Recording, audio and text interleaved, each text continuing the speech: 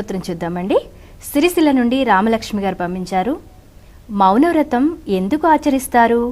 మౌనవ్రతాన్ని ఎప్పుడు చేయాలి తెలియచేయండి అంటున్నారు. మౌనము అంటే ముని వృత్తి అని అర్థం. అంటే మునులు చేసేటటువంటి పద్ధతి, మునులు ఆచరించే విధానం.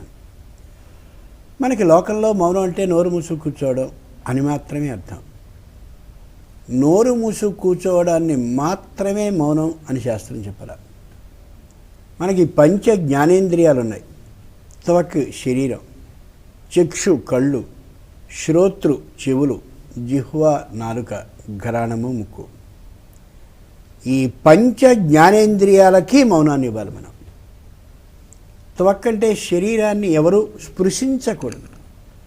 మనం కళ్ళలా మూసుకుని మౌనంగా కూర్చున్నటువంటి వేళ ఏ మనవడో కొడుకో కూతురో ఎవడో చిలా ఇలా అంటే ఆ మౌనం భంగం అవుతుంది. కాబట్టి ఇది త్వక్ మౌనం, శరీరంతో మౌనాన్ని పాటించడం. చక్షు, నేను నోరు మూసు కూర్చున్నానండి, మౌనంగానే ఉన్నానండి అని మామూలుగా అలా చూస్తూ కూర్చుంటే కళ్ళు భయంకరమైనటువంటి జ్ఞానేంద్రియం. అన్ని విషయాల్ని బుద్ధికి చేర్చేసి మనసుతో మాట్లాడుతూ మొత్తం మనిషిని అంతటినీ పూర్తిగా ఇంకో వైపుకి తిప్పేవి కళ్ళు. చాలామంది మౌనవ్రతాన్ని పాటిస్తున్నామని అనుకుంటూ ఏదో టీవీలో వచ్చేదో సినిమాలో వచ్చేదో చూసుకుంటూ హీ హాహా అంటుంటారు. అది మౌనం అవదు. మౌనం పేరిటి చేసేటటువంటి పనికి మాలిన పని అది. అంచేత కళ్ళని పూర్తిగా మూసేసుకోవాలి. అంతర్ముఖ దర్శనం. అలాగే శ్రోత్రు చెవులతో దేన్ని వినకుండా ఉండే స్థాయిలో ఉండాలి. అంటే వీళ్ళకి దూరంగా ఉంటే కానీ మనకి మౌనం పాటింపబడదు. కొంతమంది నేను మౌనాన్ని పాటిస్తున్నాను అంటుంటారు, పక్క వాళ్ళు మాట్లాడేవన్నీ విని దానికి సరిపోయేలా నవ్వడం, లేదా ఇంకోటి ఏదో సూచనలు చేసి వాళ్ళకి నవ్వొచ్చేలా మాట్లాడుతూ ఉండడం, ఇది మౌనం కిందికి రాదు. చెవులతో మౌనం అంటే అసలు ఏదీ వినిపించకుండా ఉండేలాగా ఉండాలి. అలాగే జిహ్వా, నాలుకతో మౌనాన్ని పాటించడం. ఆ మౌనాన్ని పాటించేటటువంటి సందర్భంలో సంపూర్ణంగా భోజనాన్ని కానీ చేస్తే చక్కటి నిద్ర వస్తుంది. అంచేత మౌన వ్రతాన్ని పాటించినటువంటి వ్యక్తి కేవలం జల ఆహారాన్ని తీసుకోవాలి. అంటే పళ్ళరసాన్ని తీసుకోవాలి, తొందరగా అయ్యేది. అంతేగాని నిదానంగా భోజనం చేస్తే వాడి మౌనవ్రతం అసలు వ్రతమే కాదు. అలాగే ఘ్రాణ, ముక్కు ద్వారా ఉచ్ఛ్వాస నిశ్వాసాలని చేస్తూ ఉంటాడు. ఆ చేసే ఉచ్ఛ్వాస నిశ్వాసాలని సరైనటువంటి విధానంలో ఎక్కువ తక్కువలో కాకుండా చేయాలి. ఆవేశం వచ్చినప్పుడు వేగంగా గాలి ప్రసరిస్తూ ఉంటుంది. అలా ప్రశాంతంగా ఉన్నప్పుడు నిదానంగా ఉంటుంది. తాబేలు అన్ని వందల సంవత్సరాలు జీవించగలగడానికి కారణం కేవలం నిదానంగా ఉచ్ఛ్వాస నిశ్వాసాలను చేయడం మాత్రమే.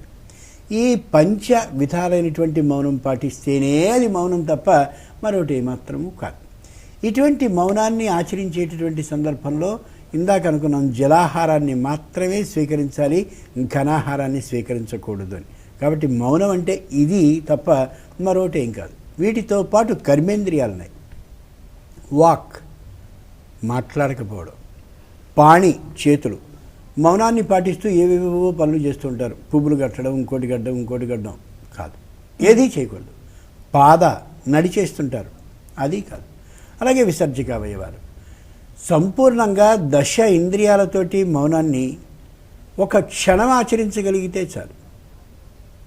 కొంతమంది నేను గమనించిన సందర్భాల్లో వాళ్ళే చెప్పారు, నేను 4 రోజులు మౌనం పాటిస్తున్నానండి అని. అన్ని పనులు చేసేసుకుంటుంటారు, అందరితో మాట్లాడుతుంటారు, పెన్సిల్తో రాసేస్తుంటారు, కాగితాలు గట్టబెట్టుకుని అంతా అయ్యే వరకు రాస్తుంటారు.